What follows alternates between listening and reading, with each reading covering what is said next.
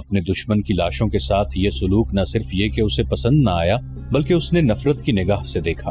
ابو سفیان کو دیکھ کر خالد نے اپنے گھوڑے کو ایڑ لگائی اور ابو سفیان کے پاس جا گھوڑا روکا۔ ابو سفیان، خالد نے غصے اور حقارت کے ملے جلے لہجے میں کہا، کیا تم اپنی بیوی اور ان عورتوں کی اس وحشیانہ حرکت کو پسند کر رہے ہو؟ ابو سفیان نے خالد کی طرف ایسی نگاہوں سے دیکھا جن میں بے بسی کی جھلک تھی اور صاف پتہ چلتا تھا کہ اسے لاشوں کے ساتھ اپنی بیوی کا یہ سلوک پسند نہیں۔ خاموش کیوں ہو ابو سفیان؟ تم ہند کو جانتے ہو خالد، ابو سفیان نے دبی سی زبان میں کہا۔ یہ عورت اس وقت پاگلوں سے بدتر ہے، اگر میں یا تم اسے روکنے کے لیے آگے بڑھے تو یہ خنجر سے ہمارے پیٹ بھی چاک کر دے گی۔ خالد ہند کو جانتا تھا، وہ ابو سفیان کی بے بسی کو سمجھ گیا۔ ابو سفیان نے سر جھکایا، گھوڑے کی لگام کو جھٹکا دیا اور منہ پھیر کر دوسری طرف چل پڑا۔ خالد بھی اس منظر کو برداشت نہ کر سکا۔ جب ہند حمزہ رضی اللہ عنہ کی لاش کا کلیجہ چبا کر اگل چکی تو اس نے پیچھے دیکھا۔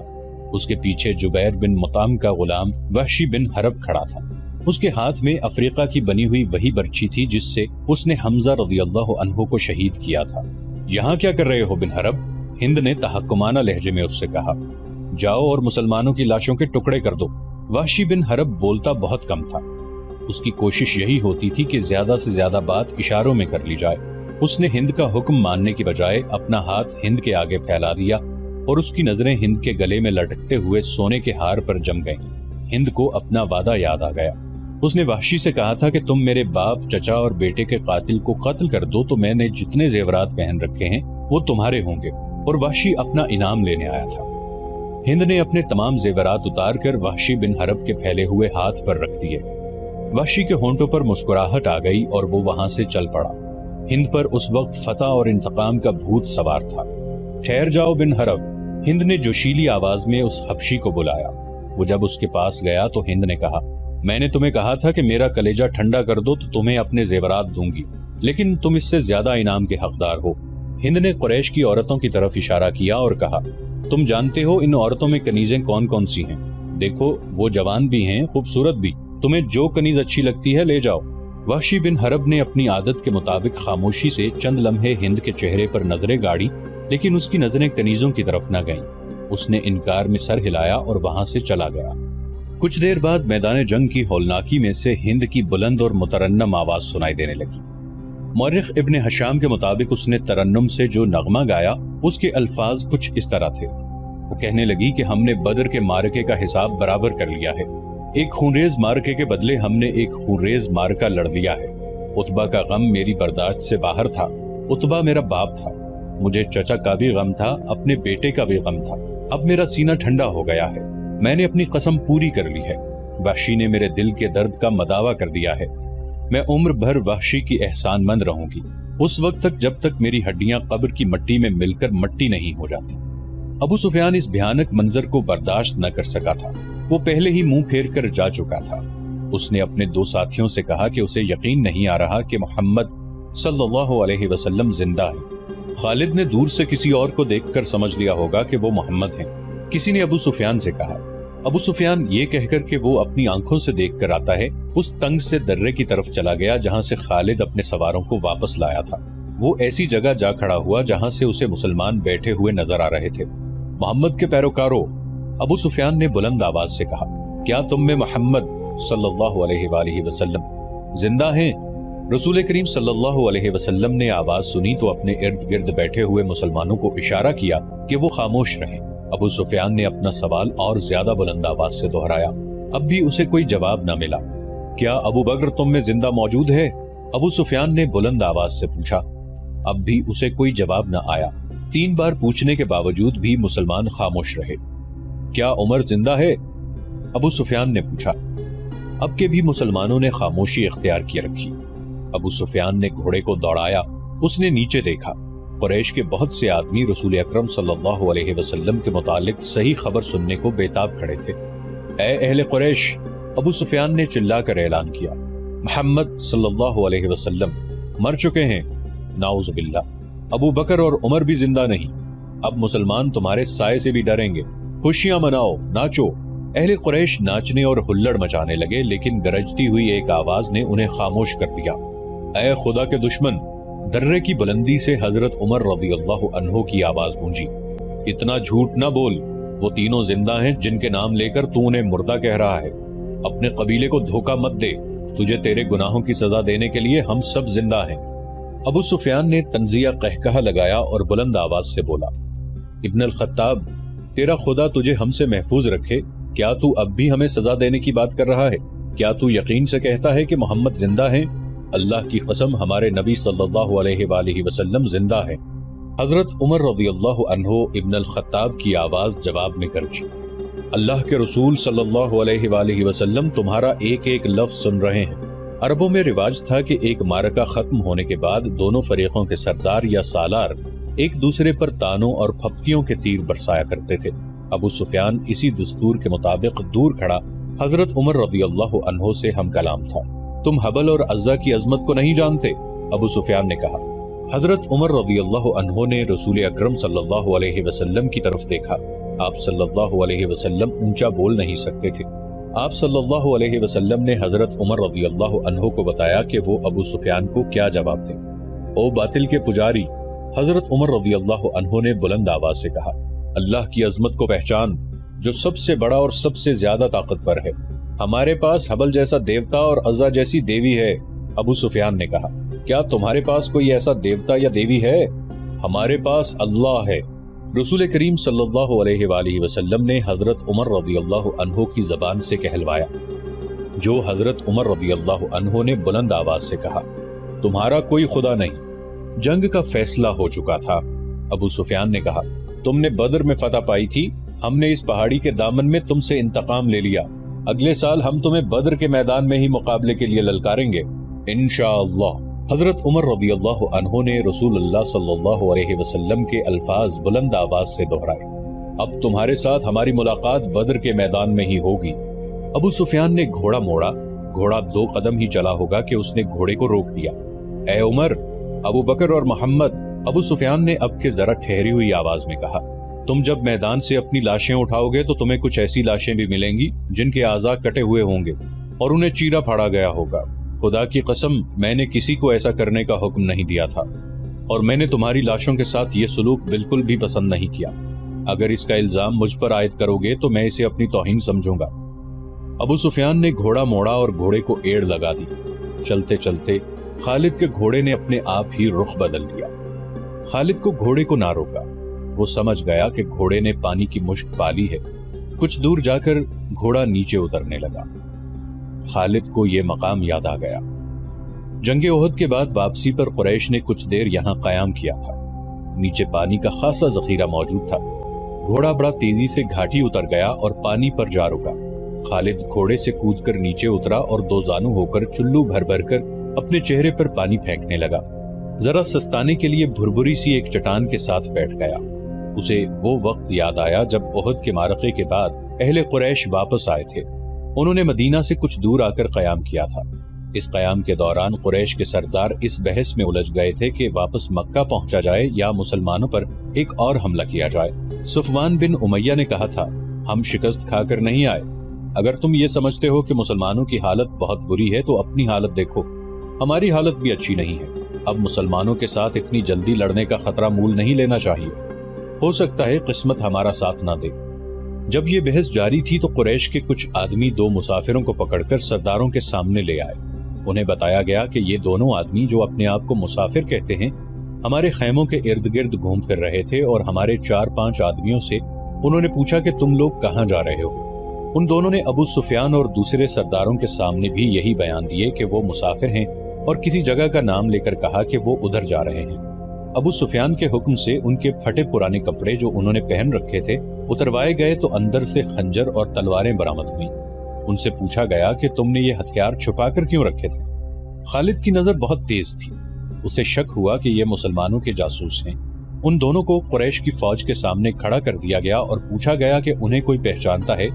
2-3 آوازیں آئیں کہ ہم انہیں پہچانتے ہیں، یہ یثرب کے رہنے والے ہیں۔ اس ایک کو میں اچھی طرح جانتا ہوں۔ قریش کے آدمی نے اٹھ کر کہا، اسے میں نے اپنے خلاف لڑتے ہوئے دیکھا تھا۔ تم اپنی زبان سے کہہ دو کہ تم محمد کے جاسوس ہو۔ ابو سفیان نے ان دونوں سے کہا، اور جاؤ میں تمہاری جان بخشی کرتا ہوں۔ دونوں میں سے ایک نے اعتراف کر لیا، جاؤ۔ ابو سفیان نے کہا، ہم نے تمہیں معاف کیا، دونوں جو واقعی مسلمانوں کے بھیجے ہوئے جاسوس تھے اور قریش کے عزائم معلوم کرنے آئے تھے، ہنسی خوشی اپنے اونٹوں کی طرف چل پڑے۔ ابو سفیان کے اشارے پر کئی ایک تیر اندازوں نے کمانوں میں تیر ڈالے اور پیچھے سے ان دونوں مسلمانوں پر چلا دیے۔ دونوں کئی تیر اپنے جسم میں لے کر گرے، پھر اٹھ نہ سکے۔ کیا تم اس کا مطلب سمجھتے ہو؟ ابو سفیان نے اپنے قریب کھڑے سرداروں سے کہا۔ جاسوس بھیجنے کا مطلب یہ ہے کہ مسلمان ہارے نہیں، وہ ابھی یا کچھ عرصے کے بعد ہم پر حملہ کرنے کا ارادہ رکھتے ہیں۔ فوراً مکہ کو کوچ کرو اور اگلی جنگ کی تیاری کرو۔ اگلے روز رسول اکرم صلی اللہ علیہ وآلہ وسلم کو کسی نے آ کر بتایا کہ اہل قریش نے جہاں پڑاؤ کیا تھا وہاں اپنے دونوں جاسوسوں کی لاشیں پڑی ہوئی ہیں اور اہل قریش مکہ کو روانہ ہو گئے ہیں۔ خالد نے یہ پہلی جنگ لڑی، لیکن وہ سمجھتا تھا کہ وہ مسلمانوں کو شکست نہیں دے سکا ہے۔ آج 4 برس بعد وہ اس سوچ میں غرق تھا کہ مسلمانوں کی یہ طاقت عام انسانوں کی طاقت نہیں تھی، کوئی راز ہے کہ جسے وہ ابھی تک پا نہیں سکا۔ اسے اہل قریش کی کچھ خامیاں یاد آنے لگی، کچھ باتیں اور کچھ اعمال اسے اچھے نہیں لگ رہے تھے۔ اسے یہودیوں کی 2 بڑی خوبصورت عورتیں بھی یاد آئیں جو اہل قریش کے سواروں میں گھل مل گئی تھیں۔ وہ جانتا تھا کہ یہودی اپنی نسوانی حسن کے جادو سے اہل قریش پر چھا جانے کی اور انہیں مسلمانوں کے خلاف استعمال کرنے کی کوشش کر رہے ہیں۔ یہ طریقہ اسے پسند نہ تھا، لیکن ان میں سے ایک عورت ایک روز خالد سے ملی تو خالد نے محسوس کیا کہ یہ عورت جو کچھ کہہ رہی ہے اس میں عقل و دانش ہے۔ اس عورت کے حسن و جوانی کا اپنا ایک اثر تھا، لیکن طلسم جو اس کی زبان میں تھا اس کا اثر خالد نے بھی محسوس کیا۔ کچھ دیر تک یہ عورت خالد کے خیالوں پر چھائی رہی۔ اس کا گھوڑا ہنہنایا تو خالد جیسے خواب سے بیدار ہو گیا۔ وہ تیزی سے اٹھا، گھوڑے پر سوار ہوا اور پھر مدینہ کے راستے پر ہو لیا۔ ولید کا بیٹا خالد شہزادہ تھا، عیش و عشرت کا بھی دلدادہ تھا، لیکن فن حرب و ضرب کا جنون ایسا تھا کہ عیش و عشرت کو اس جنون پر حاوی ہونے نہیں دیتا تھا۔ مدینہ کی طرف جاتے ہوئے اسے وہ حسین و جمیل یہودن یاد آئی جس کا نام یحاوا تھا۔ اس نے اس یہودن کو ذہن سے نکال دیا، لیکن یحاوا رنگ برنگی تتلی بن کر اس کے ذہن میں اڑتی رہی۔ خالد اسے ذہن سے نکال نہ سکا۔ خالد کے ذہن میں اڑتی ہوئی اس تتلی کے رنگ پھیکے پڑنے لگے، پھر تمام رنگ مل کر سرخ ہو گئے، خون جیسے سرخ۔ یہ ایک بھیانک یاد تھی۔ خالد نے اسے ذہن سے اگل دینے کی بہت کوشش کی تھی، لیکن تتلی جو زہریلی بھیڑ بن گئی تھی اس کے ذہن سے نہ نکلی۔ یہ معرکہ احد کے 3-4 ماہ بعد کا واقعہ تھا۔ یہ ایک سازش تھی جس میں وہ شریک نہ تھا، لیکن وہ قبیلہ قریش کا ایک بڑا ہی اہم فرد تھا۔ مسلمانوں کے خلاف کسی سازش میں شریک نہ ہونے کے باوجود وہ دعویٰ نہیں کر سکتا تھا کہ وہ اس میں شریک نہ تھا۔ معرکہ احد میں زخمی ہونے والے بعض اہل قریش کے زخم ابھی ٹھیک نہیں ہوئے تھے کہ ایک روز خالد کو خبر ملی کہ مدینہ سے 6 مسلمان تبلیغ اسلام کے لیے رجی کی طرف جا رہے تھے، کہ عفان سے تھوڑی دور ایک غیر مسلم قبیلے نے انہیں روک لیا اور ان میں سے 2 کو مکہ لایا گیا ہے اور انہیں نیلام کیا جا رہا ہے۔ خالد دوڑتا ہوا وہاں گیا۔ وہ 2 مسلمان خبیب رضی اللہ عنہ بن عدی اور زید رضی اللہ عنہ بن دثنہ تھے۔ خالد دونوں کو جانتا پہچانتا تھا، وہ اسی کے قبیلے کے افراد ہوا کرتے تھے۔ انہوں نے اسلام قبول کر لیا تھا۔ ان میں حب رسول صلی اللہ علیہ وآلہ وسلم کا یہ عالم تھا کہ رسول خدا صلی اللہ علیہ وآلہ وسلم پر جانے قربان کرنے کو تیار رہتے تھے۔ رسول خدا صلی اللہ علیہ وآلہ وسلم انہیں بہت عزیز رکھتے تھے۔ خالد نے دیکھا کہ انہیں ایک چبوترے پر کھڑا کر دیا گیا تھا اور ارد گرد اہل قریش کا ہجوم تھا۔ ایک غیر مسلم قبیلے کے 4 افراد ان کے پاس کھڑے تھے، دونوں کے ہاتھ رسیوں سے بندھے ہوئے تھے۔ یہ دونوں مسلمان ہیں۔ ایک آدمی چبوترے پر کھڑا اعلان کر رہا تھا، یہ دونوں احد میں تمہارے خلاف لڑے تھے، ان کے ہاتھوں تمہارے عزیز اور خون کے رشتہ دار مارے گئے تھے۔ ہے کوئی جو انتقام کی آگ بجھانا چاہتا ہے؟ انہیں خریدو، انہیں اپنے ہاتھوں قتل کرو اور خون کے بدلے خون بہاؤ۔ یہ آدمی سب سے اونچی بولی دینے والے کو ملیں گے۔ بولو 2 گھوڑے، ایک آواز آئی۔ بولو، بڑھ کر بولو 2 گھوڑے 1 اونٹ، ایک اور آواز آئی۔ گھوڑوں اونٹوں کو چھوڑو، سونے میں بولی دو، سونا لاؤ، دشمن کے خون سے انتقام کی پیاس بجھاؤ۔ وہ لوگ جن کے قریبی رشتہ دار احد کی لڑائی میں مارے گئے تھے بڑھ چڑھ کر بولی دے رہے تھے۔ خبیب رضی اللہ عنہ اور زید رضی اللہ عنہ چپ چاپ کھڑے تھے۔ ان کے چہروں پر خوف نہ تھا، گھبراہٹ نہیں تھی، ہلکی سی بے چینی بھی نہیں تھی۔ خالد ہجوم کو چیرتا ہوا آگے چلا گیا۔ اور قریش کے سردار کے جنگجو بیٹے خبیب رضی اللہ عنہ نے خالد کو دیکھ کر بڑی بلند آواز سے کہا، تیرا قبیلہ ہم دونوں کا خون بہا کر اس مقدس آواز کو خاموش نہیں کر سکتا جو غار حرا سے اٹھی ہے۔ لا اپنے قبیلے کا کوئی نامور لڑاکا اور میرے ہاتھ کھلوا دے، پھر دیکھ کون کس کے خون سے پیاس بجھاتا ہے۔ میدان جنگ میں پیٹھ دکھانے والوں، زید نے گرجدار آواز میں کہا، تم نے شکست کا انتقام ہمارے بھائیوں کی لاشوں سے لیا۔ تمہاری عورتوں نے احد کے میدان میں ہماری لاشوں کے کان اور ناکیں کاٹ کر ان کے ہار اپنے گلوں میں لٹکائے ہیں۔ آج 4 برس بعد مدینہ کی طرف جاتے ہوئے خالد کو خبیب رضی اللہ عنہ اور زید رضی اللہ عنہ کی للکار اور تانے صاف سنائی دے رہے تھے۔ وہ زید کے تانے کو برداشت نہیں کر سکا تھا۔ آج 4 برس بعد اسے یہ تانا یاد آیا تو اس کے جسم نے بھی جھرجھری لی۔ اسے احد کے میدان کا وہ منظر یاد آیا جب ابو سفیان کی بیوی ہند نے حمزہ رضی اللہ عنہ کی لاش کا کلیجہ نکال کر اپنے منہ میں ڈال لیا اور چبا کر اگل دیا تھا۔ اسی عورت نے اپنے ساتھ کی عورتوں سے کہا تھا کہ وہ مسلمانوں کی لاشوں کے کان اور ناکیں کاٹ کر لائیں۔ ان عورتوں نے اس کے آگے کانوں اور ناکوں کا ڈھیر لگا دیا تھا۔ ہند نے ان کانوں اور ناکوں کا ہار بنایا اور اپنے گلے میں ڈال لیا تھا اور وہ پاگلوں کی طرح میدان میں ایک گیت گاتی اور ناچتی پھر رہی تھی۔ اس منظر کو اس کے خامند ابو سفیان نے پسند نہیں کیا تھا۔ خالد نے تو نفرت سے منہ پھیر لیا تھا۔ 3-4 ماہ بعد 2 مسلمان جن کے ہاتھ رسیوں سے بندھے ہوئے تھے اسے تانے دے رہے تھے۔ وہ اوچھے طریقے سے انتقام لینے والا آدمی نہیں تھا۔ وہ یہاں سے کھسک آیا اور اہل قریش کے ہجوم میں گم ہو گیا۔ اسے اس قبیلے کا ایک آدمی مل گیا جو ان 2 مسلمانوں کو پکڑ لایا تھا۔ کسی بھی تاریخ میں اس قبیلے کا نام نہیں ہے۔ مورخوں نے بھی شام کے حوالے سے ایک جنگجو قبیلہ لکھا ہے جو قریش کا اتحادی تھا۔ خالد نے اس جنگجو قبیلے کے اس آدمی سے پوچھا کہ ان 2 مسلمانوں کو کس طرح پکڑا گیا۔ خدا کی قسم، اس آدمی نے کہا، کہو تو ہم ان مسلمانوں کے رسول کو پکڑ لائیں اور نیلامی کے چبوترے پر کھڑا کر دیں۔ تم جو کام نہیں کر سکتے اس کی قسم نہ کھاؤ۔ خالد نے کہا، مجھے یہ بتاؤ کہ ان 2 کو کہاں سے پکڑا گیا ہے؟ یہ 6 تھے، اس شخص نے جواب دیا۔ ہم نے احد میں مارے جانے والوں کا انتقام لیا ہے، آئندہ بھی ایسے ہی انتقام لیتے رہیں گے۔ ہمارے قبیلے کے کچھ آدمی مدینہ میں محمد کے پاس گئے اور کہا کہ وہ اسلام قبول کرنے آئے ہیں۔ انہوں نے یہ بھی کہا کہ ان کا پورا قبیلہ اسلام قبول کرنے کا ارادہ کر چکا ہے، لیکن پورا قبیلہ مدینہ نہیں آ سکتا۔ ہمارے ان آدمیوں نے محمد سے کہا کہ ان کے ساتھ چند ایک مسلمانوں کو ان کے قبیلے میں بھیجا جائے جو پورے قبیلے کو مسلمان کرے اور پھر قبیلے کو مذہبی تعلیم دینے کے لیے کچھ عرصہ وہیں رہے۔ ہمارے آدمی جب واپس آئے تو ان کے ساتھ 6 مسلمان تھے۔ ادھر ہمارے سردار شارجہ بن مغیث نے 100 آدمیوں کو رجی کے مقام پر بھیج دیا۔ جب یہ 6 مسلمان رجی پہنچے تو ہمارے 100 آدمیوں نے انہیں گھیر لیا۔ تم سن کر حیران ہوگے کہ یہ 6 مسلمان تلواریں نکال کر 100 آدمیوں سے مقابلے پر آ گئے۔ ہم نے 3 کو مار ڈالا اور 3 کو پکڑ لیا، ان کے ہاتھ رسیوں سے باندھ دیے۔ شارجہ بن مغیث نے حکم دیا تھا کہ مدینہ سے کچھ مسلمان تمہارے دھوکے میں آ کر تمہارے ساتھ آ گئے تو ان میں سے 2-3 کو مکہ لے جانا اور انتقام لینے والوں کے ہاتھوں فروخت کر دینا۔ ہم 3 کو ادھر لا رہے تھے، راستے میں ان میں سے ایک نے رسیوں میں سے ہاتھ نکال لیے، مگر وہ بھاگا نہیں۔ وہ اتنا پھرتیلا تھا کہ اس نے ہمارے ایک آدمی کی نیام سے تلوار نکال لی، کیونکہ اسے ہم نے نہتہ کر رکھا تھا۔ اس نے بڑی تیزی سے ہمارے 2 آدمیوں کو مار ڈالا۔ اکیلا آدمی اتنے سارے آدمیوں کا مقابلہ کب تک کرتا؟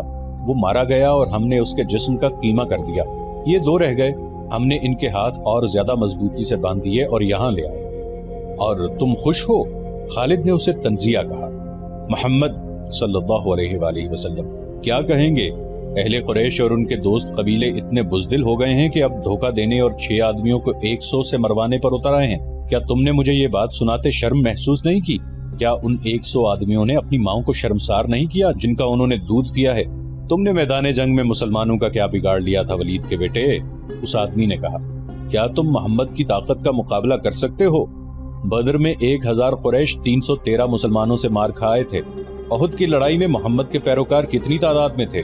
700 سے کم ہوں گے، زیادہ نہیں۔ قریش کتنے تھے؟ ہزاروں۔ سن خالد بن ولید، محمد کے ہاتھ میں جادو ہے، جہاں جادو چلتا ہے وہاں تلوار نہیں چل سکتی۔ پھر تمہاری تلوار کس طرح چل گئی؟ خالد نے پوچھا، اگر محمد کے ہاتھ میں جادو ہے تو وہ تمہارے سردار شارجہ بن مغیث کے دھوکے میں کس طرح آ گیا؟ اس کے 4 آدمیوں کو کس طرح مار ڈالا؟ ان 2 کو محمد کا جادو آزاد کیوں نہیں کرا دیتا؟ تم جس چیز کا مقابلہ کرنے کی جرت نہیں رکھتے اسے جادو کہہ دیتے ہو۔ ہم نے جادو کو جادو سے کاٹا ہے۔